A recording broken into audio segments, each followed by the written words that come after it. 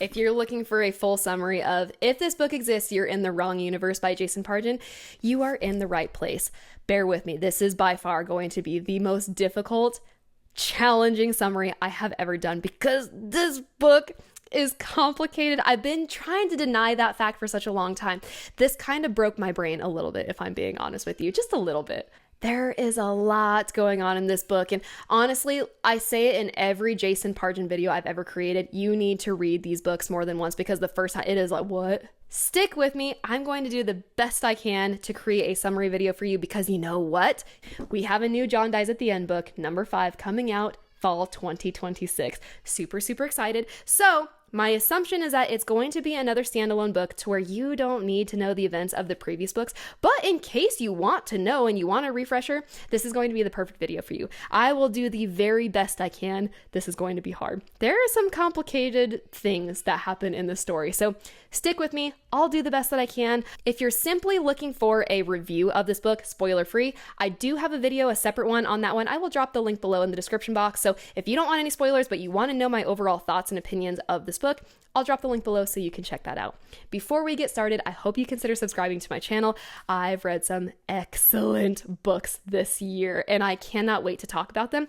I just have to record them and get them out there. So I hope you consider subscribing if you enjoy book summaries, if you find those helpful, or overall spoiler-free book reviews. This is the channel for you. I love this channel. I would love to have you, and I hope that you talk to me in the comments because I could talk books all day long. No joke. Without further ado, let's get into the summary of If This Book Exists, You're in the Wrong Universe by Jason Pargin. Or you might see David Wong on the cover. Depends on your copy.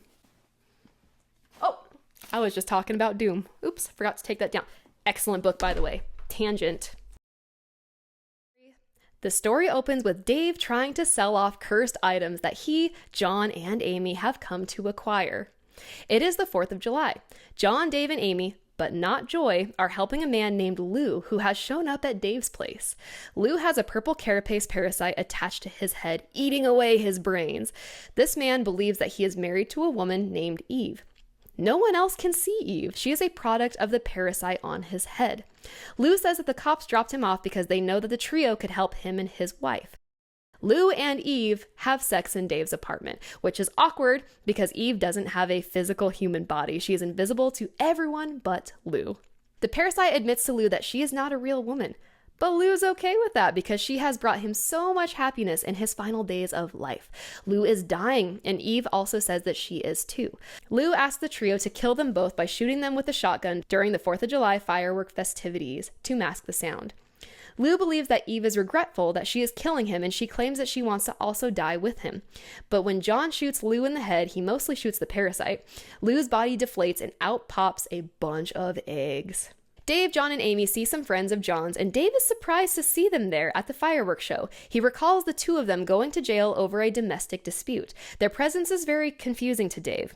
This is the first sign of the fragmented memories that the protagonists have. John, Dave, and Amy start a forest fire. Go figure, huh? Fast forward 7 months from this event. Dave is extremely depressed. He acts as if him and Amy broke up 13 days ago. They didn't, by the way. He's just being dramatic and needy.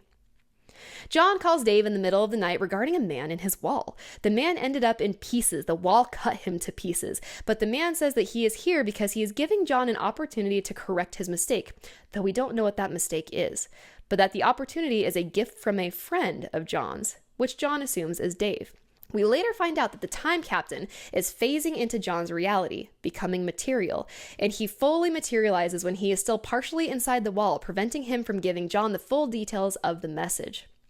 John and Dave knock down the wall that killed the time captain and bury the guy's body in John's backyard. Later on, Dave enters John's room and notices that the wall is still up, and that the time captain never actually visited John, but he either appeared to John in a vision or a dream.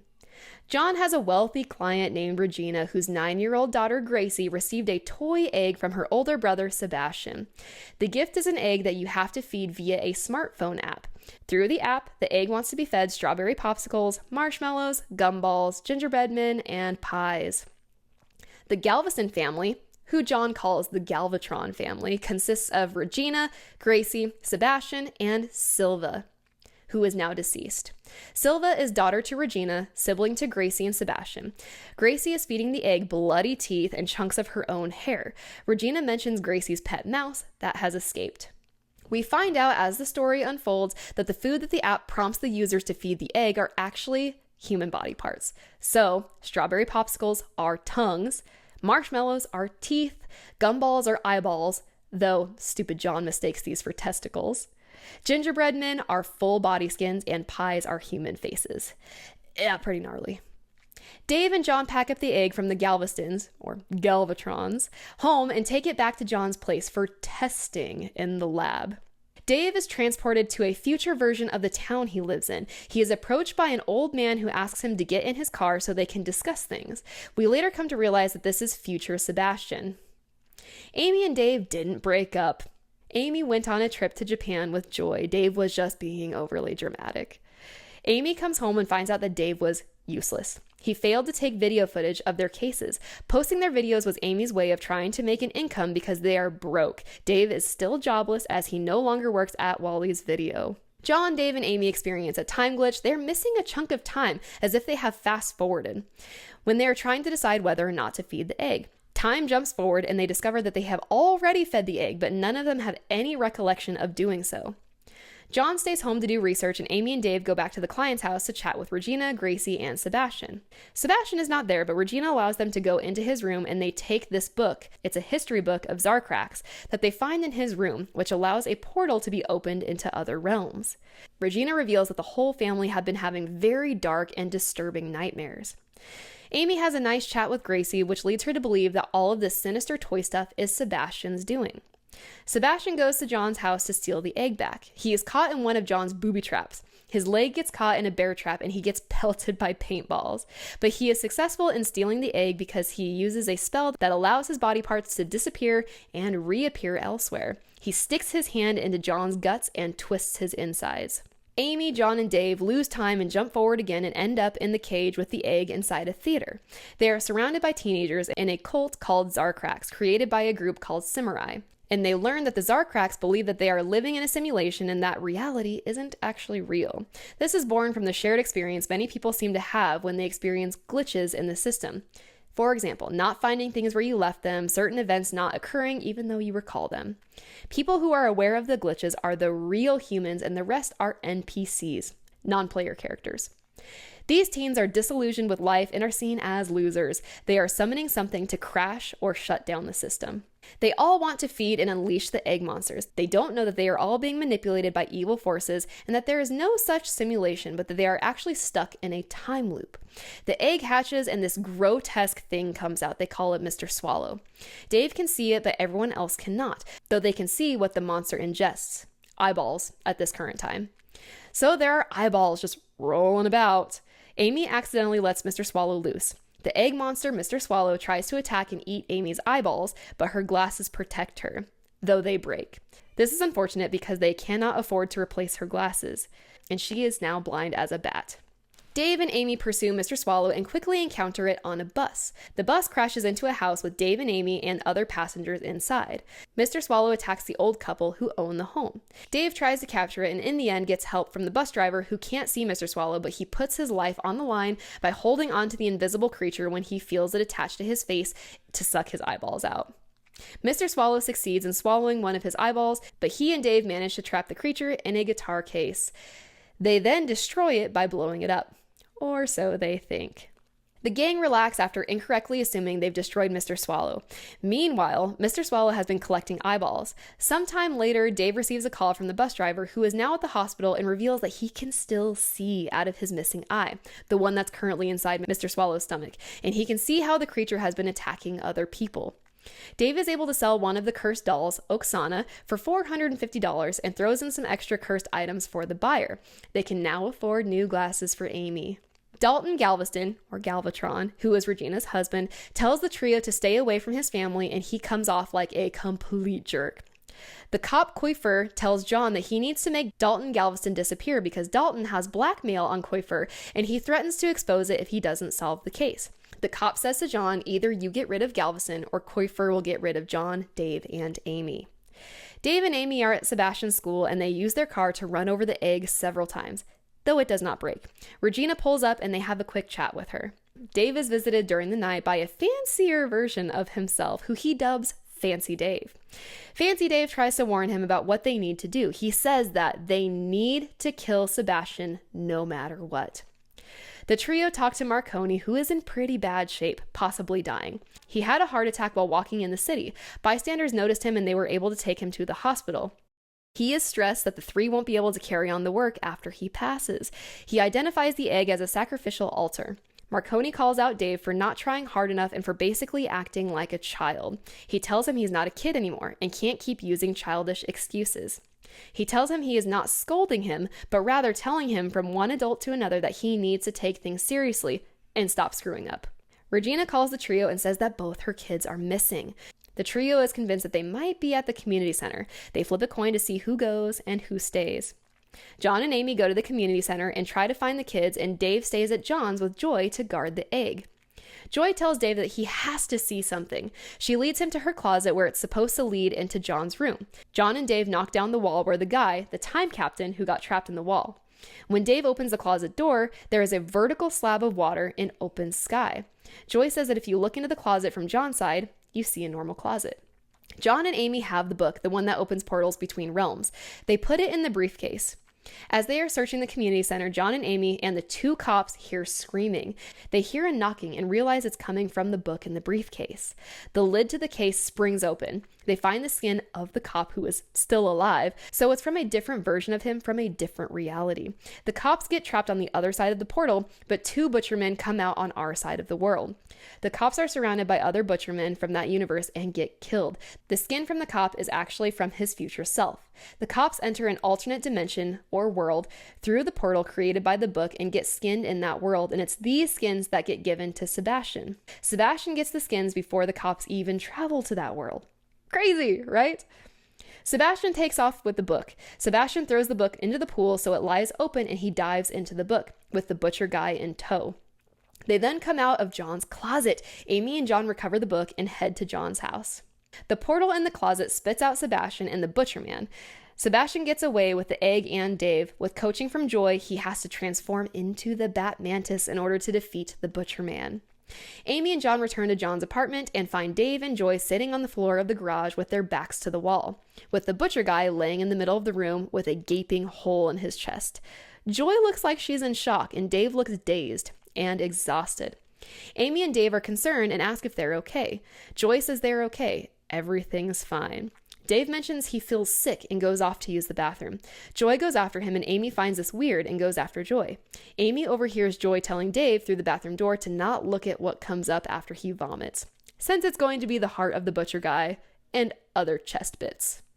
They dispose of the butcher man by bagging him up and tossing him into the river, but the body thunks onto a truck that is ass up in the water. It is the dude that bought the Oksana doll from the trio earlier. He crashed because he says the doll attacked him.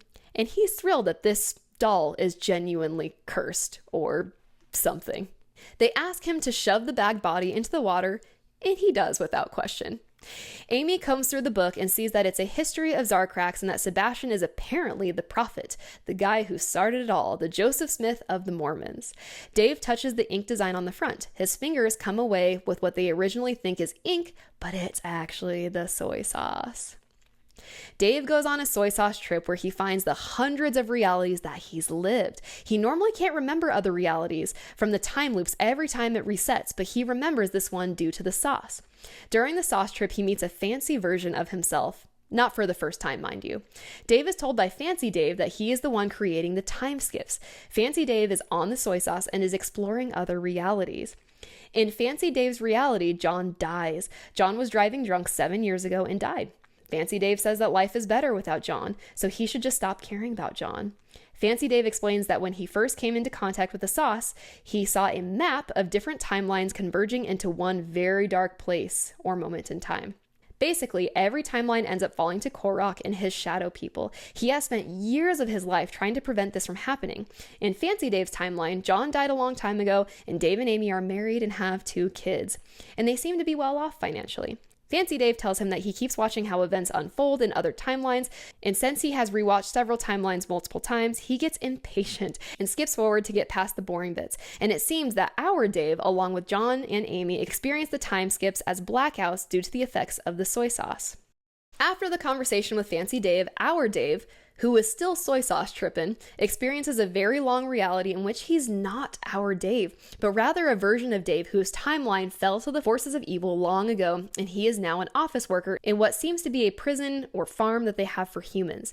Amy is one of these prisoners. Our Dave has a weird experience throughout all of this, where he still has his consciousness and memories of being on the soy sauce trip, in basically being a passenger in this guy's body, but has moments in which he loses himself to this reality where he assimilates into this version of Dave and the version of Dave's memories come back to him. He goes back and forth from knowing he is evil office Dave and being confused as if he's not supposed to be there.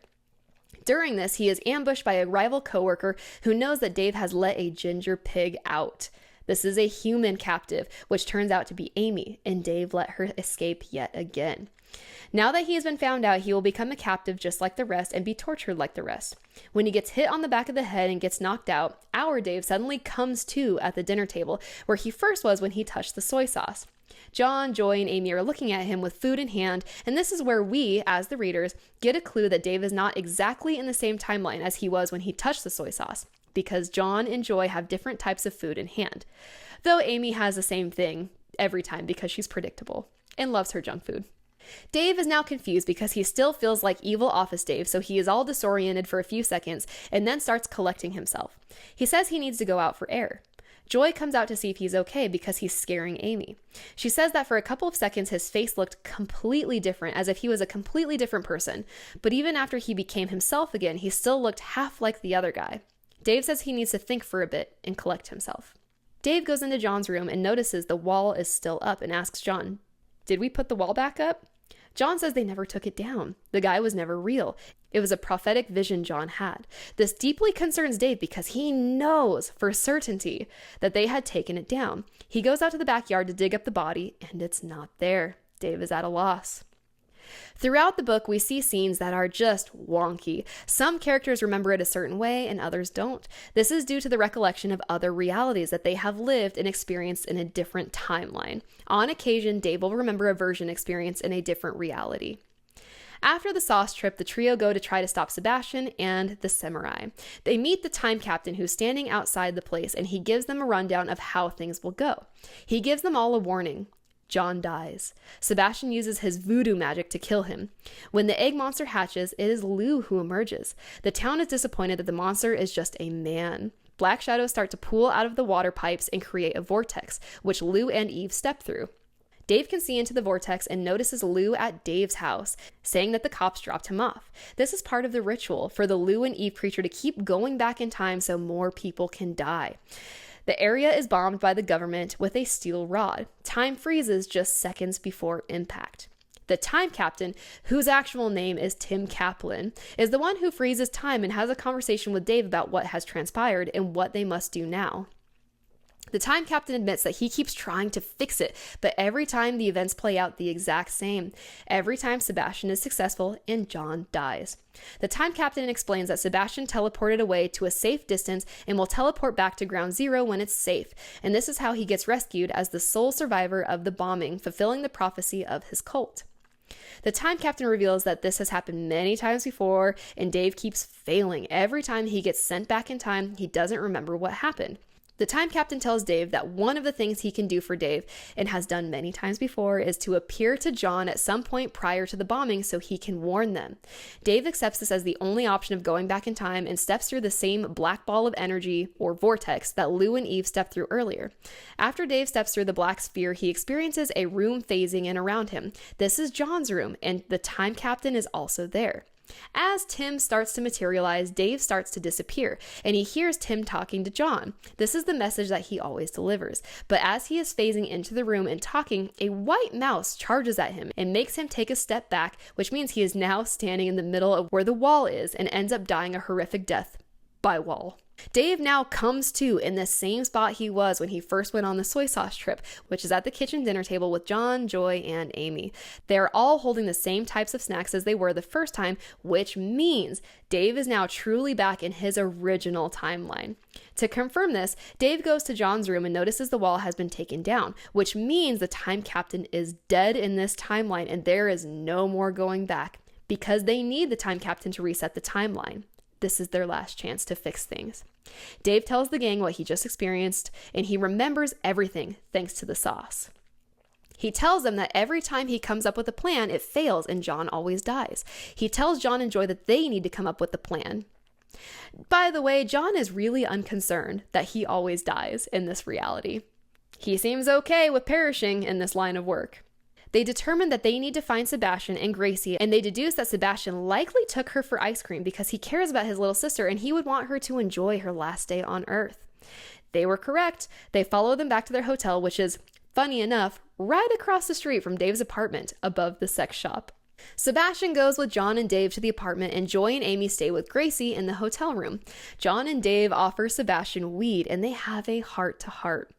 In this moment, we come to realize that Sebastian has a negative outlook on the world because his dad is incredibly abusive, and Sebastian is being influenced by his older self in a different timeline who wants to see the destruction of the town. We find out that Sebastian's dad killed his sister Silva.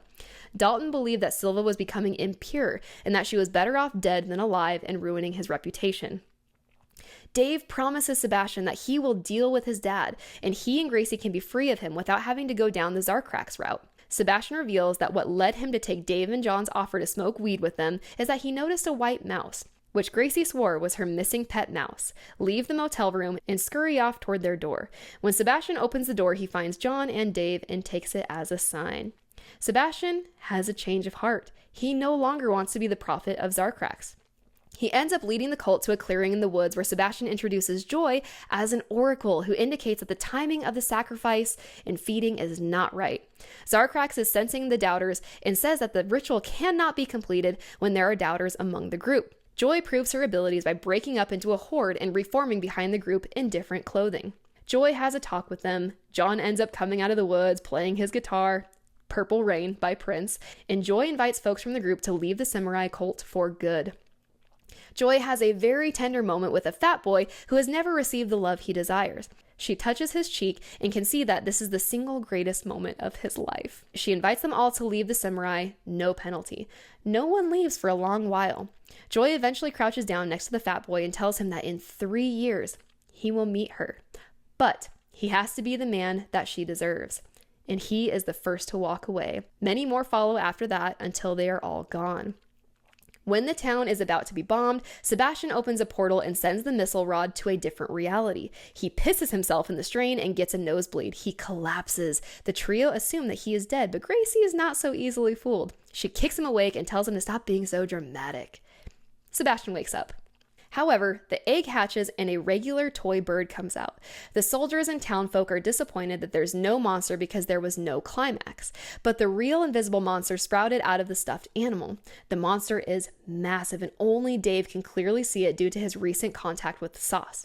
The monster starts ripping people's faces off and swallowing them. This is what the pie icon symbolizes on the app. Human faces.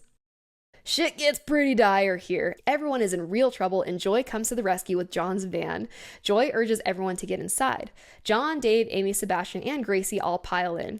The van gets picked up by the giant monster and is swallowed whole and lands in the stomach ass up, throwing most of them out the windshield. Just before falling out the window, they were trying to turn on the van's massive music system to injure the monster with the music. Music hurts these sorts of creatures. Gracie manages to hit play, and the sheer force of the awesome music makes the creature explode, and Dave has the feeling that he was falling out of time in pitch black darkness. All of a sudden, Dave is now in the future city he was taken to earlier in the story by future Sebastian, old man Sebastian.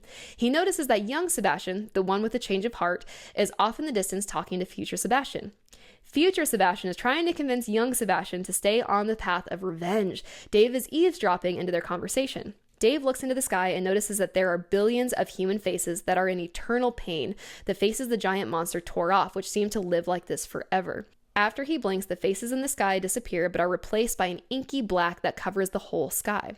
When Dave looks closer, he can see that there are burning red eyes, which means there are countless shadow people waiting to come into the world in order to fully destroy it. Young Sebastian notices the same white mouse scurrying around and runs after it. Dave follows behind. When young Sebastian reaches the place the mouse ran off to, he finds his deceased sister Silva sitting on the grass waiting for him. She was the mouse. She has a heart-to-heart with him and reveals that she has been trying to help from beyond, which is super hard when you're dead, and was able to help in the form of the mouse. Old man, future Sebastian, catches up to them and berates young Sebastian. He tells him that that's not even Silva. Young Sebastian gets angry and tells him to fuck off. And with this, his future self disappears, which signifies that he is no longer on the same path to becoming that twisted version of himself. Just before young Sebastian and Silva's conversation get too personal, Dave is led away by someone, which ends up being Fancy Dave. Fancy Dave tells him to give them their space. Fancy Dave and our Dave have a conversation. Our Dave assumes that everything's good now and that the good timeline won. Fancy Dave says that he is wrong and that the bad timeline is the one that survived. By this, he means that Fancy Dave's own timeline, along with others, will be erased. Our Dave's timeline is one of the bad ones because of how much of a screw-up he and his friends are and how bad their lives actually are. Both Daves realize just how different they are. Monster Dave values John's life much more than Fancy Dave does. Fancy Dave tells Monster Dave not to screw up this opportunity and to try harder, to try to become a better version of himself, for Amy's sake. We hop back to the 4th of July. Dave feels very off. He starts to remember that he's in the past now, and John and Amy seem to have a similar realization. There's a knock on the door. Originally, this was when Lou and his wife Eve show up. In this timeline, it's just Joy dropping by to question them as to why the hell they're all back in this time, all the way back to the 4th of July, meaning she lost months of progress. Joy remembers everything, and during this conversation, John, Dave, and Amy remember everything too. They seem to have a mismatch of all other timelines as fragmented memories. They decide to go to the fireworks show. Dave invites Joy, who was not in attendance the previous timeline at the beginning of the book. Amy goes to the family with the cooler where they originally used it to capture the monster and pour resin in it. And Amy asks the dad what brand the cooler is. He lifts the lid so she can take a picture of the brand and sees that it's just a normal cooler, no monster inside. But the brand is called Extreme Arctic Tundra Icebox, but something sticky was splattered on the side of the cooler and filled in several of the letters. All that remained to become part of the resin mold was Zarkrax. Dave honors his word to Sebastian and kills Dalton. He hangs out in the back of Dalton's car and waits for him to come back after hunting in the woods. Dave falls asleep and wakes up to Dalton telling him to get out of the car. Dave gives Dalton a choice: leave town forever and leave his family alone, or Dave will kill him. Dalton thinks he can take Dave, but Dave monsters out and kills Dalton. John, Dave, and Amy talk to Marconi, who is healthy in this reality. Marconi has a vivid dream in which he had a heart attack, and it seemed to be very prophetic due to other details, so he decides to go to the doctor and they catch a clogged artery in time, which means he will be fine as long as he follows his treatment. Dave, John, and Amy talk to Marconi about working for him officially and getting a salary and health benefits. There you have it. That is a summary of If This Book Exists, You're in the Wrong Universe by Jason Pargin. Oh my god, I hope it made sense. This is kind of a complicated book. Like I said, this is the most difficult summary I've ever had to do. This took me a lot of time to try to figure out how do I explain this in a way that makes sense. If you just watched this video and none of this makes sense, I'm so sorry. I really did the best I can. If you are totally lost, you probably need to read this book like 6 or more times because there's a lot going on. And there are connections in this book that you're going to miss on the first read through. So Jason Pargin has said it himself. You got to read these books multiple times. They are meant to be read multiple times. On one simple read through, a lot will be lost. If you're still with me, I hope this was helpful to you. If this summary didn't do it for you and you want to read this book, I'm dropping a link below in the description box so you can purchase your copy on Amazon. Treat yourself. You deserve it.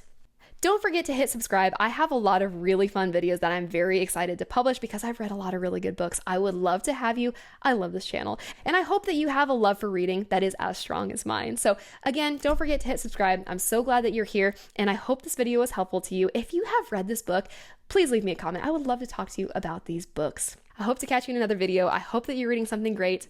Let me know in the comments. Thanks for your support and I will catch you on the flip side.